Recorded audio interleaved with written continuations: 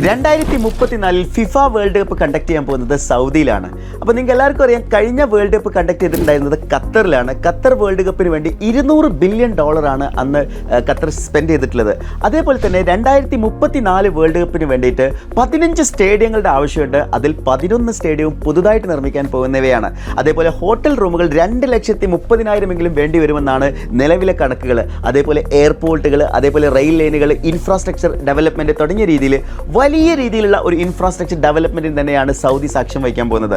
അപ്പോൾ ഈ ഒരു അവസരത്തിൽ ഒരുപാട് ജോലി അവസരങ്ങളാണ്, ലക്ഷക്കണക്കിന് തൊഴിലവസരങ്ങളാണ് സൗദി അറേബ്യയിൽ വരുന്ന 6 വർഷത്തിനുള്ളിൽ വരാൻ പോകുന്നത്. അപ്പോൾ എങ്ങനെയാണ് ഈ അവസരങ്ങളെല്ലാം നേടിയെടുക്കുക, എന്തെല്ലാം കാര്യങ്ങൾ ശ്രദ്ധിക്കണം തുടങ്ങിയ കാര്യങ്ങളെക്കുറിച്ചാണ് നമ്മൾ ഇന്നത്തെ വീഡിയോയിൽ ഡിസ്കസ് ചെയ്യാൻ പോകുന്നത്.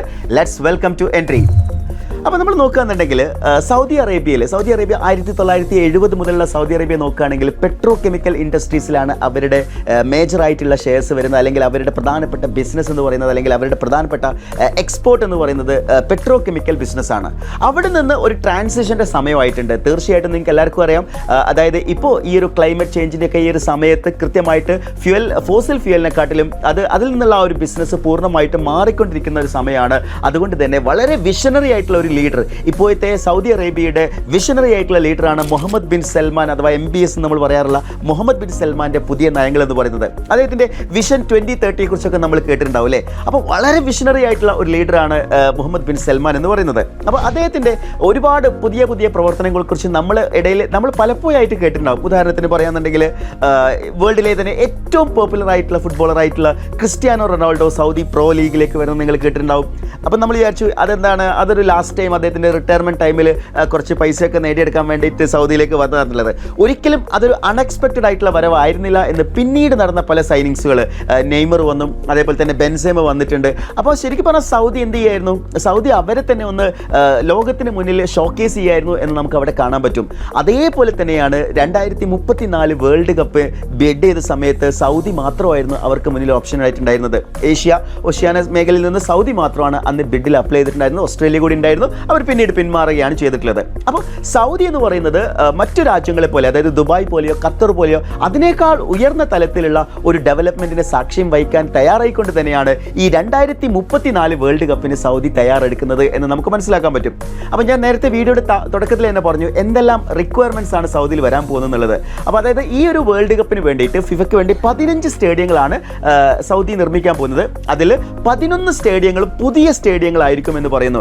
അതിൽ തന്നെ ഏറ്റവും മികച്ചൊരു സ്റ്റേഡിയത്തിൻ്റെ ഒക്കെയുള്ള ഒരു ആർക്കിടെക്ചറലായിട്ടുള്ള അതിൻ്റെ ഒരു പിക്ചേഴ്സ് ഒക്കെ നിങ്ങൾക്ക് നെറ്റിൽ അവൈലബിൾ ആണ്. അതായത് കിങ് സൽമാൻ സ്റ്റേഡിയം എന്ന് പറയുന്നത് റിയാദിൽ ഫോം ചെയ്യുന്ന ഒരു സ്റ്റേഡിയം.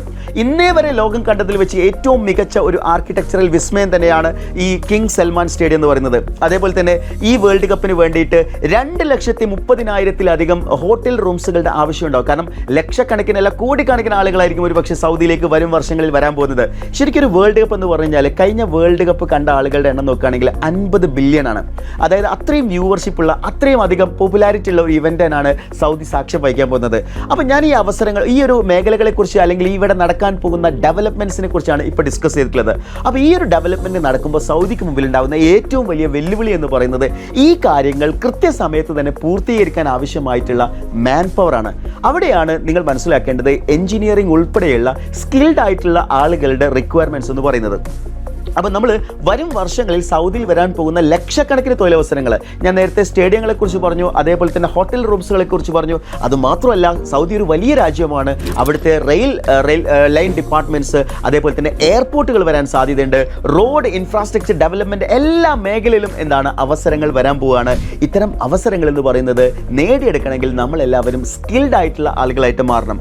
അപ്പം നമ്മുടെ ഈ ഒരു ഏത് മേഖലയിലാണ് നമ്മൾ സ്കിൽ അക്വയർ ചെയ്യുന്നത് എന്നതിനെ അടിസ്ഥാനമാക്കിയിട്ടായിരിക്കും നമുക്ക് ജോലി ലഭിക്കാനുള്ള സാധ്യതയുള്ളത്. ഒരുപാട് സ്കില്ല് അപ്ഗ്രേഡ് ചെയ്യാനുള്ള അവസരങ്ങളുണ്ട്.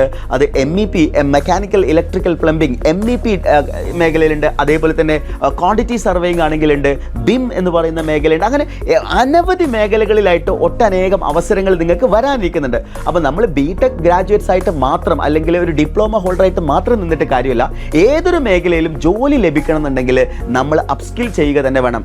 വരാനിരിക്കുന്ന ഈ അവസരങ്ങൾ നേടിയെടുക്കണമെന്നുണ്ടെങ്കിൽ നമ്മുടെ സ്കില്ല് 2025 കാലഘട്ടം അല്ലെങ്കിൽ 2025-26 തന്നെ നമ്മൾ ഏറ്റവും അപ്സ്കിൽഡ് ആയിട്ട് നിൽക്കുകയാണെങ്കിൽ അവസരങ്ങളുടെ ഒരു വലിയ കലവറ തന്നെയാണ് നിങ്ങൾക്ക് മുമ്പിൽ തുറക്കാൻ പോകുന്നത്. അപ്പോൾ ഈ അവസരങ്ങൾ ഉപയോഗപ്പെടുത്തി കഴിഞ്ഞാൽ നിങ്ങളുടെ കരിയറിൽ നിങ്ങൾ ആഗ്രഹിച്ച പോലെ ഒരു ജോലിയിലേക്ക് നിങ്ങൾക്ക് എത്താൻ സാധിക്കും. അപ്പോൾ ഞാൻ ഈ ഏതൊക്കെ മേഖലയിലാണ് പെർട്ടിക്കുലർ ആയിട്ടുള്ള മേഖലകൾ ഏതൊക്കെയാണ്, ഓരോന്നിലും എങ്ങനെയാണ് അപ്സ്കിൽ ചെയ്യേണ്ടത് തുടങ്ങിയതിനെക്കുറിച്ച് ഞാൻ മറ്റൊരു വീഡിയോയിൽ ഡിസ്കസ് ചെയ്യുന്നുണ്ട്. അപ്പോൾ നമുക്ക് മുന്നിൽ വരുന്ന അവസരങ്ങളെക്കുറിച്ച് നിങ്ങൾ മനസ്സിലാക്കി വെക്കാൻ വേണ്ടിയാണ് ഞാൻ ഈ ഒരു വീഡിയോ ചെയ്തിട്ടുള്ളത്. 2034 സൗദിയിൽ നടക്കാൻ പോകുന്ന വേൾഡ് കപ്പ് എന്ന് പറയുന്നത് നമ്മളെ സംബന്ധിച്ചിടത്തോളം കേവലം ഒരു വേൾഡ് കപ്പായിട്ട് മാത്രം കാണരുത്, അതൊരു അവസരങ്ങളുടെ ഒരു കലവറയായിട്ട് തന്നെ നമ്മൾ കാണേണ്ടതായിട്ടുണ്ട്.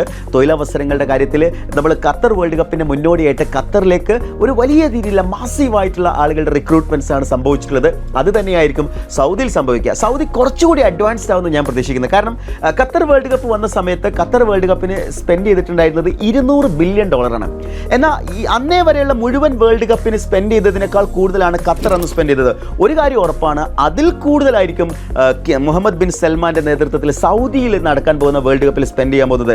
ഇതിനോടകം തന്നെ പ്രഖ്യാപിച്ചിട്ടുള്ള നിയോം പ്രൊജക്ട് നിങ്ങൾക്ക് അറിയാം. അതേപോലെ വിഷൻ 2030 ഭാഗമായിട്ട് 150 മില്യൺ ആളുകളെയാണ് അവിടേക്ക് ആകർഷിക്കാൻ പോകുന്നത്. അതിൽ തന്നെ 70 മില്യൺ ആളുകൾ ഫോറിനേഴ്സ് ആയിരിക്കണമെന്നാണ് അവിടുത്തെ ആ ഒരു ലീഡറിന്റെ ആഗ്രഹം എന്ന് പറയുന്നത്. സോ അത്തരത്തിൽ ഒരു വലിയ പ്രോസസ്സിലേക്ക് നമ്മൾ കടക്കുമ്പോൾ നമ്മളും അതിന് തയ്യാറായിട്ടിരിക്കണം. അപ്പോൾ ഇതേപോലുള്ള ഇൻഫോർമേറ്റീവ് ആയിട്ടുള്ള വീഡിയോസുകൾ ലഭിക്കുന്നതിന് വേണ്ടി ചാനൽ സബ്സ്ക്രൈബ് ചെയ്യുക. അതേപോലെ ഏതെല്ലാം മേഖലയിൽ അപ്സ്കിൽ ചെയ്യണം തുടങ്ങിയ കാര്യങ്ങളെക്കുറിച്ച് അറിയുന്നതിന് വേണ്ടിയും കൂടുതൽ ഡീറ്റെയിൽസുകൾക്ക് വേണ്ടിയിട്ടും താഴെ കൊടുത്തിരിക്കുന്ന ഗൂഗിൾ ഫോം ഒന്ന് ഫില്ല് ചെയ്യുക. നമ്മൾ തീർച്ചയായിട്ടും ഇതുമായി റിലേറ്റഡ് ആയിട്ടുള്ള കൂടുതൽ വീഡിയോസുകൾ ചെയ്യുന്നതായിരിക്കും. So that's all for today. Thank you.